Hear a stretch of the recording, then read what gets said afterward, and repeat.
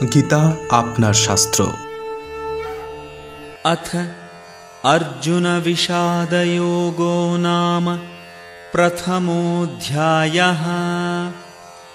धृतराष्ट्र उवाच धर्मक्षेत्रे कुरुक्षेत्रे समवेतायुयुत्सवः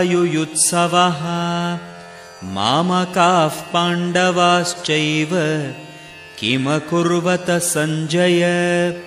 ধৃতরাষ্ট্র জিজ্ঞাসা করলেন, হে সঞ্জয়, ধর্মভূমি কুরুক্ষেত্রে যুদ্ধার্থে সমবেত হয়ে আমার এবং পাণ্ডুর পুত্রগণ কি করল? অজ্ঞানরূপ ধৃতরাষ্ট্র এবং সংযমরূপ সঞ্জয়।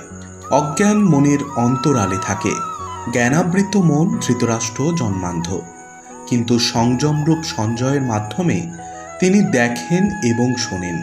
পাণ্ডবেরা এবং ধৃতরাষ্ট্রের পুত্ররা ছিলেন একই বংশজাত, কিন্তু ধৃতরাষ্ট্রের মনোভাব এখানে প্রকাশ পেয়েছে।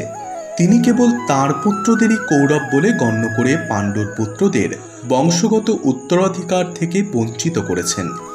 এভাবে পাণ্ডুর পুত্রদের সঙ্গে সম্পর্কের মাধ্যমেই ধৃতরাষ্ট্রের বিশেষ দৃষ্টিভঙ্গি হৃদয়ঙ্গম করা গিয়েছে। ধান খেতে যেমন আগাছাগুলি তুলে ফেলে দেওয়া হয়, তেমনি ভগবদ্গীতার সূচনা থেকেই আমরা দেখতে পেয়েছি কুরুক্ষেত্রের রণাঙ্গনে ধর্মের প্রবর্তক ভগবান স্বয়ং উপস্থিত থেকে ধৃতরাষ্ট্রের পাপিষ্ঠ পুত্রদের সমূলে উৎপাটিত করে ধার্মিক যুধিষ্ঠিরের নেতৃত্বে ধর্মপরায়ণ মহাত্মাদের পুনঃপ্রতিষ্ঠা করবার আয়োজন করেছেন। বৈদিক এবং ঐতিহাসিক গুরুত্ব ছাড়াও সমগ্র গীতার তত্ত্বদর্শনের পরিপ্রেক্ষিতে ধর্মক্ষেত্রে এবং কুরুক্ষেত্রে এই শব্দ দুটি ব্যবহারের তাৎপর্য বুঝতে পারা যায়।